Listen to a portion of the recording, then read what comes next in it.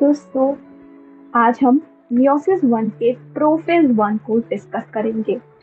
Prophase one जो है वो डिवाइडेड होता है 5 स्टेजेस में, जिसमें सबसे पहले आता है leptotene, second is zygotene, third is pachytene and fourth is diplotene and the last one is diakinesis.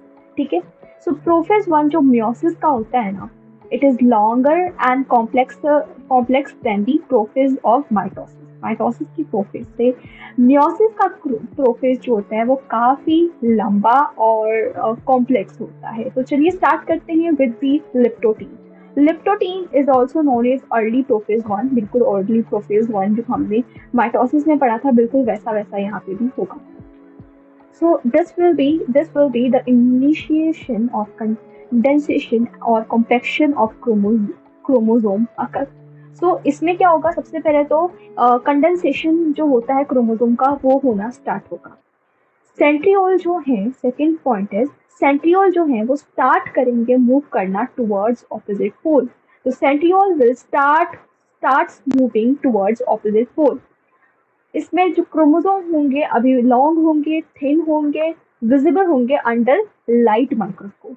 अब लॉन्ग और थिन क्यों होंगे? क्योंकि अभी तो भाई कंडेंसेशन होना स्टार्ट हुआ है। किसमें? लिप्टोटीन में। ठीक है। क्रोमोसोम जो है एक बुकेट स्टाइल में अरेंज हो जाती है, बुके स्टाइल में, तो बिल्कुल इसे बुकेट स्टेज भी कहते हैं। ठीक है। तो लिप्टोटीन को बुके स्टेज भी कहते हैं। ठीक है। इसमें 2 क्रोमोसोम देखने को मिलेंगे, एक होगा maternal chromosome and the second one will be paternal chromosome. Maternal chromosome जो मदर से आया होगा और पैटर्नल क्रोमोसोम जो फादर से आया होगा। ठीक है। अभी हम कंसीडर करते हैं नंबर ऑफ क्रोमोसोम। हमारे सेल में 4 हैं, 4 क्रोमोसोम है, तो number of chromatid in 1 chromosome, तो एक क्रोमोसोम में 2 क्रोमेटिड होंगे। ठीक है। और इस केस में क्या होगा कि लिप्टोटीन में बेसिकली अभी जो क्रोमेटिड जो होंगे वो एक क्रोमोसोम के क्रोमेटिड जो होंगे एक दूसरे के साथ बिल्कुल क्लोज होंगे, बिल्कुल चिपके नजर आएंगे। ठीक है। जिसमें आप डिफ्रेंशिएट नहीं कर सकते ये क्रोमेटिड, ये इस क्रोमोसोम का फर्स्ट क्रोमेटिड है, सेकेंड क्रोमेटिड है। ठीक है।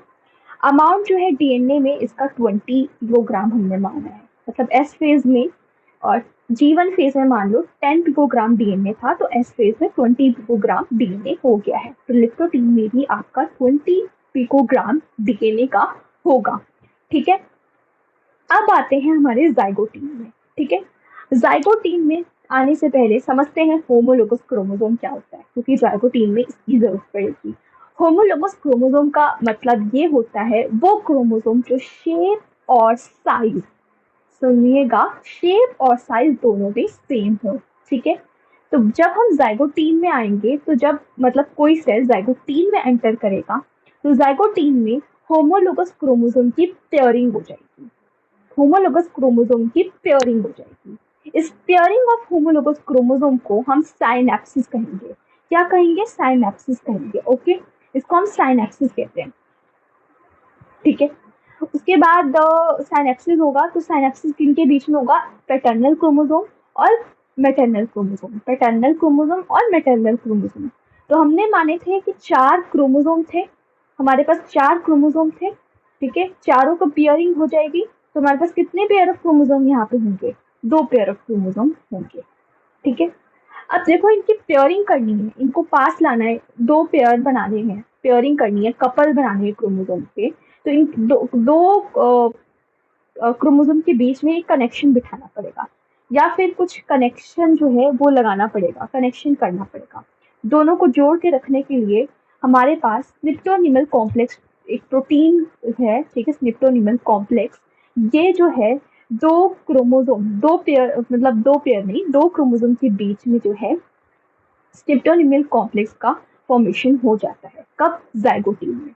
स्निप्टोनिमल कॉम्प्लेक्स क्यों फॉर्म हुआ, इसकी इंपॉर्टेंस क्या है, ये आगे की स्टेज में बहुत क्लियरली पता चल जाएगी। सो या आपके जाइगोटीन में क्या होगा? होमोलोगस क्रोमोसोम की पेयरिंग होगी। Pairing of homologous chromosome will take place and इस पेयरिंग को हम कहते हैं साइनेप्सिस। क्या कहते हैं? साइनेप्सिस। एक पेयर में 2 क्रोमोसोम होंगे, एक होगा मैटरनल, दूसरा होगा पैटर्नल। ठीक है। ठीक है। अब एक पेयर ऑफ क्रोमोसोम को हम बायवेलेंट भी कहते हैं। बायवेलेंट का मतलब नंबर ऑफ क्रोमोसोम जिसमें दो है। एक पेयर में दो क्रोमोसोम तो उसे हम बायवेलेंट कहते हैं। ठीक है, वो बनाए दो क्रोमोसोम मिलकर बनाते हैं एक बायवेलेंट। ठीक है, एक bivalent is also equal to one tetrad. One tetrad का मतलब होता है कि चार क्रोमेटिड। अभी हमने कंसिडर किया था दो क्रोमोसोम, तो दो क्रोमोसोम के चार क्रोमेटिड हो जाएंगे तो उसे हम टेट्रेड कहते हैं। क्या कहते हैं? टेट्रेड कहते हैं। ठीक है, समझ गए? ओके, नाउ नेक्स्ट स्टेज में आ जाते हैं।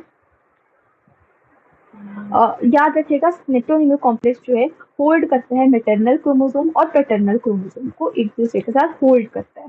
ठीक है, इस स्टेज में भी आपके नंबर ऑफ क्रोमोसोम चार होंगे, number of chromatid in one chromosome दो होंगे और डीएनए अमाउंट अभी भी 20 पिकोग्राम होगा। Okay, thank you. अब हम बात करेंगे पैकिटीन के बारे में। तो ये थर्ड स्टेज है। इसमें क्या होगा? सिप्टोनिमल कॉम्प्लेक्स जो होल्ड कर रहा था दो क्रोमोसोम का, उसी के वजह से क्रोमोसिंग ओवर जो है वो होगी। क्रॉसिंग ओवर क्या होता है ये समझते हैं। सबसे पहले तो ये समझो, सिप्टोनिमल कॉम्प्लेक्स जो फॉर्म हुआ था जाइगोटीन में, उसने क्या हेल्प की? ये हेल्प की पैकिटीन में जब पैकिटीन में सेल आ गया तो क्या हुआ? उन दो क्रोमोसोम जिनको निप्टोनिमल कॉम्प्लेक्स होल्ड करा था उनके बीच में हो गया क्रॉसिंग ओवर। क्या हो गया? Crossing over. क्रॉसिंग ओवर क्या होता है? एक्सचेंज ऑफ डीएनए या exchange of gene in non sister chromatid between homologous chromosome is called crossing over. Is called crossing over. तो जब क्रॉसिंग ओवर हो जाती है तो ये मार्क करता है एंड ऑफ पैकिटीन। क्या मार्क करता है? End of pachytene. Sister chromatid, non sister chromatid क्या होते हैं? सबसे पहले तो हम ये समझते हैं। तो एक क्रोमोसोम में होते हैं दो क्रोमेटिड। एक क्रोमोसोम के जो वो दो क्रोमेटिड होते हैं वो कहलाते हैं सिस्टर क्रोमेटिड। क्या कहलाते हैं? Sister chromatid. ठीक है, अब दो क्रोमोसोम है हमारे पास, मान लीजिए उसका एक क्रोमेटिड ले लीजिए और दूसरे का एक क्रोमेटिड ले लीजिए। अब दोनों का क्रोमेटिड डिफरेंट डिफरेंट है। ठीक है, दो डिफरेंट क्रोमोसोम के दो डिफरेंट क्रोमेटिड कहलाते हैं नॉन सिस्टर क्रोमेटिड। ये क्रॉसिंग ओवर भी नॉन सिस्टर क्रोमेटिड के बीच में होगी। ठीक है, क्या हो? क्रॉसिंग ओवर क्या है? क्रॉसिंग ओवर का मतलब है exchange of DNA. Exchange of DNA और gene between non sister chromatid. ठीक है, जब क्रॉसिंग ओवर हो जाएगी तो this will mark the end of pachytene. This will mark the end of pachytene. Okay, ठीक है, क्रॉसिंग ओवर हो गया मतलब रिकॉम्बिनेशन होंगे। क्या बन गए? डीएनए के रिकॉम्बिनेशन हो जाएंगे। ठीक है, ये रिकॉम्बिनेशन मतलब क्रॉसिंग ओवर जो हुआ हमारे सेल के अंदर पैकिटीन के दौरान, this is the source of variation. What? This is the source of variation. तो यही क्रॉसिंग ओवर है जिससे एक चाइल्ड में दो पेरेंट्स जो हैं उनके चाइल्ड में वेरिएशन नजर आता है इस क्रॉसिंग ओवर के वजह से ही। तो crossing over is the source of variation. ठीक है, सेकेंड लास्ट पॉइंट बता रही हूँ। एंजाइम जो इन्वॉल्व होता है क्रॉसिंग ओवर में उसे हम रिकॉम्बिनेज कहते हैं। वो एंजाइम जो क्रॉसिंग ओवर में इन्वॉल्व होता है उसे हम रिकॉम्बिनेज कहते हैं। ठीक है, अब रिकॉम्बिनेशन मॉड्यूल एक वर्ड आता है, एक टर्म आता है। इस टर्म का मतलब क्या है? इस टर्म का मतलब ये है वो साइट, वो रीजन जहाँ पे क्रॉसिंग ओवर हुई थी।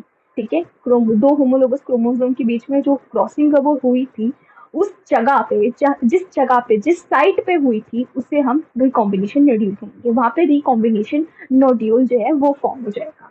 सो this is all about pachytene. Pachytene में नंबर ऑफ क्रोमोसोम भी सेम रहेंगे, क्रोमेटिड वही रहेंगे जो अभी हमने जाइगोटीन और हम लेप्टोटीन में थे। दो क्रोमेटिड एक क्रोमोसोम में और नंबर ऑफ क्रोमोसोम चार होंगे। डीएनए का अमाउंट भी 20 पिकोग्राम होगा। So this is all about pachytene. Now let's talk about diplotene. Okay, so diplotene में अब क्रॉसिंग ओवर सब कुछ हो गया। पैकिटीन में क्रॉसिंग ओवर हो गया, फिर जाइगोटीन में होमोलोगस की पेयरिंग हुई, फिर पैकिटीन में क्रॉसिंग ओवर हुआ। अब जब हम डिप्लोटीन में आएंगे, मियोसिस के प्रोफेज 1 के फोर्थ स्टेज में आएंगे तो हमें क्या देखने को मिलेगा? ये देखने को मिलेगा, क्या देखने को मिलेगा? डिससॉल्यूशन और disappearance of synaptonemal complex. Synaptonemal का कॉम्प्लेक्स का काम ही क्या था? दो होमोलोगस क्रोमोसोम को पास लाना, होल्ड करना, ठीक है, और उनके बीच में जब वो होल्ड कर रहे थे, जब वो दो क्रोमोसोम को पास लेकर आया होमोलोगस सिनेप्टोनीमल कॉम्प्लेक्स, तो मतलब दो होमोलोगस क्रोमोसोम को जब उसने जोड़ा तो उन दोनों के बीच में क्रॉसिंग ओवर हुई। अब क्रॉसिंग ओवर हो गई है, ठीक है, क्रॉसिंग ओवर कब हो गई? पैकेटीन में हो गई है। अब सिनेप्टोनीमल कॉम्प्लेक्स में कोई काम नहीं है, so it will dissolve, it will disappear, ठीक है। अब सिनेप्टोनीमल कॉम्प्लेक्स डिप्लोटीन में डिसअपियर हो जाती है, डिप्लोटीन में डिसअपियर हो जाती है, ओके। होमोलोगस क्रोमोसोम जो है अब they will begin to separate. जो होमोलोगस क्रोमोसोम एक दूसरे के साथ क्लोज आए थे, पेयरिंग जो जिन क्रोमोसोम ने पेयरिंग की थी जाइगोटीन में, अब वो सेपरेट होना स्टार्ट कर देंगे, सेपरेट होना स्टार्ट करेंगे, बिगिन करेंगे, हुए नहीं है, क्योंकि एक्सेप्ट सेपरेट हो गए हैं basically, but except at the region where crossing over अगर वो रीजन जहाँ पे क्रॉसिंग ओवर हुआ था, वो रीजन अभी पूरी तरह से सेपरेट नहीं हुआ होगा, ठीक है। डिप्लोटीन में अभी पूरी तरह से वो रीजन जहाँ पे क्रॉसिंग ओवर हुई थी, वो रीजन अभी पूरी तरह से जो है मतलब सेपरेट नहीं हुआ होगा, ठीक है। तो इस पॉइंट ऑफ तो इस टाइम पे क्या होता है, क्रोमोसोम दो होमोलोगस क्रोमोसोम जो है अभी जो क्रॉसिंग ओवर हुई उसकी वजह से एक एक्स टाइप का स्ट्रक्चर जो है बनाते हैं। उस एक्स टाइप के स्ट्रक्चर को, उस क्रॉस टाइप के स्ट्रक्चर को, क्रॉस लाइक स्ट्रक्चर होता है, तो उस क्रॉस लाइक स्ट्रक्चर को हम कीज़माटा कहते हैं। उस क्रॉस लाइक स्ट्रक्चर को हम क्या कहते हैं? Chiasmata, chiasmata, CHIASMATA, chiasmata. Chiasmata is cross like structure, वो अभी आपको डिप्लोटीन में देखने को मिलेगा।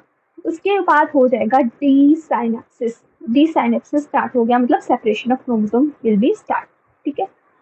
अब एक इम्पॉर्टेंट पॉइंट ये आता है कि in oocyte of vertebrates diplotene stage जो है एक्सटेंड फॉर मंथ और ईयर्स। कई बार डिप्लोटीन स्टेज जो है कई मंथ और ईयर्स के लिए जो है रुक जाती है, ठहर जाती है, सो इसको कहते हैं डिप्लोटीन, सॉरी डाइक्टोटीन स्टेज, डाइक्टोटीन स्टेज कहते हैं, ठीक है।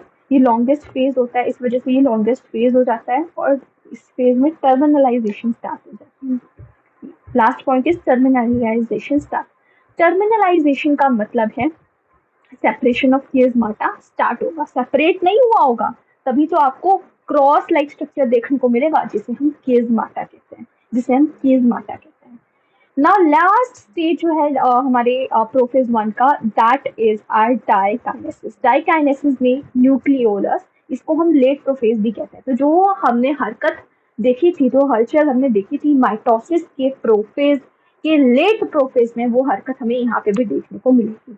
मतलब first point is nucleolus, nuclear membrane disintegrate या डिसअपियर होना स्टार्ट हो जाएंगे, ठीक है। लेट डाइकाइनेसिस को हम लेट डाइकाइनेसिस कहते हैं, ठीक है। जब न्यूक्लियोलस या न्यूक्लियर मेम्ब्रेन डिसइंटीग्रेट हो जाए, डिसअपियर हो जाए, तो उसे लेट डाइकाइनेसिस कहते हैं, ठीक है। जो सेंट्रियोल मूव करना स्टार्ट हुए थे पोल से ऑपोजिट पोल की तरफ, वो ऑपोजिट पोल पे पहुंच जाएंगे, तो centriole will reach at the opposite pole, okay. Spindle fibre जो है वो फॉर्म होना शुरू हो जाएंगे। अब स्पिंडल फाइबर फॉर्म हो जाएंगे और अटैच हो जाएंगे with the homologous chromosome, chromosome के क्रोमोसोम से अटैच हो जाएंगे, ठीक है। बात ये फर्क एक ये आपको नजर आएगा कि यहाँ पे होमोलोगस क्रोमोसोम है, ठीक है, तो होमोलोगस क्रोमोसोम पे स्पिंडल फाइबर अटैच हो जाएंगे, और यहाँ पे सेंट्रोमियर के एक साइड पे स्पिंडल फाइबर अटैच होगा, ओके, ठीक है।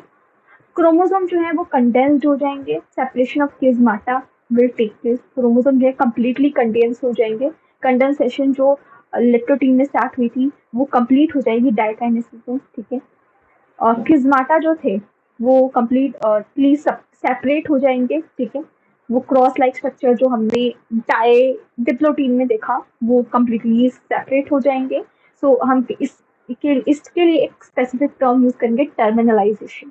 टर्मिनलाइजेशन मतलब कंप्लीट हो जाएगी। टर्मिनलाइजेशन का मतलब यही है सेपरेशन ऑफ कीज़माटा, ठीक है, क्रॉस लाइक स्ट्रक्चर, ठीक है। अब सेकेंड लास्ट पॉइंट ये है कि ट्रांजिशन टू मेटाफेज 1, मेटाफेज 1 की तरफ ट्रांजिशन जो है वो स्टार्ट हो जाएगा, ट्रांजिशन हो जाएगा बेसिकली मेटाफेज जो है इसके बाद डाइकाइनेसिस के बाद मेटाफेज आ जाएगी। स्पिंडल फाइबर जो है प्रिपेयर करेंगे to for the separation of homologous chromosome. So this is all about dikinesis. Dikinesis में वही लेट प्रोफेज वाला जो है जो हमने देखा था माइटोसिस में वो वाली चीजें होंगी और कुछ एक्स्ट्रा चीजें जो होंगी वो भी मैंने बता दी मेयोसिस के दौरान। This is all about the 5 stages of prophase 1। ठीक है, इसके बाद वही एनाफेज 1, एनाफेज 1, मेटाफेज 1, एनाफेज 1 और ये सारी चीजें होंगी। फिर उसके बाद इंटरकाइनेसिस, उसके